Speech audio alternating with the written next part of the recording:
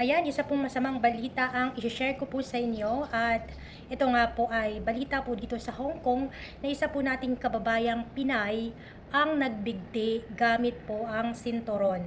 So para po sa kaalaman ng lahat, ito pong kababayan natin ay napakabata pa, no? She's just 27 years old and meron po siyang dalawang anak na naiwan and ang sabi nga po ng mga kaibigan niya, hindi po nila nakitaan ng sign ng depression itong ating kababayan dahil nga sa ito ay masayahin, ito ay mahilig sa fashion, and hindi mo siya makikitaan ng sign of depression tulad nga ng sinabi ko. I remember meron din ako napanood dati na video sa YouTube, tama ba ako, YouTube or Facebook, na yung mister niya ay nag-commit din ng suicide and hindi rin niya nakitaan ng sign of depression.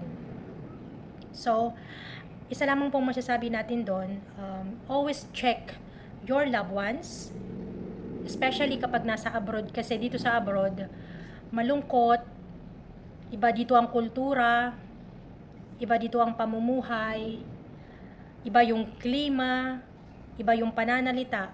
So, ibig sabihin, mas kailangan namin ang support emotionally ng aming family member, ng aming kamag-anak, parents, mga kapatid, or mga kaibigan. So luckily, ako naman ay napaka-positive naman ang sitwasyon ko dito kasi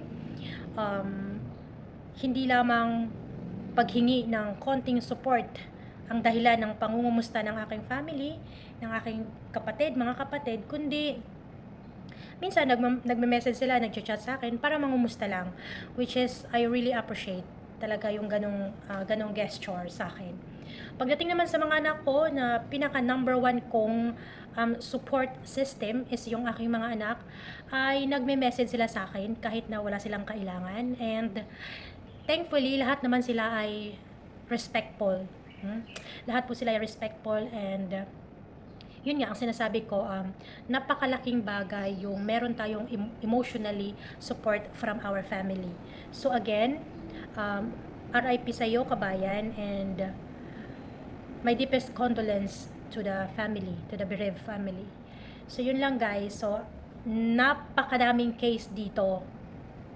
Hindi ko na mabilang sa tagal ko dito sa Hong Kong, hindi ko na mabilang kung ilang case na yung napanood ko, yung nabasa ko sa mga news dito, hindi lamang sa mga kababayan nating nagbabalita, maging ang Hong Kong news talagang nagbabalita na ang dami-dami ditong nagbibigti.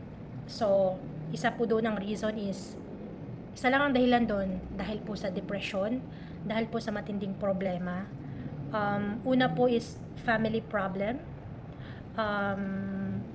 love problem, broken hearted, and another thing is yung maraming utang, maraming loan.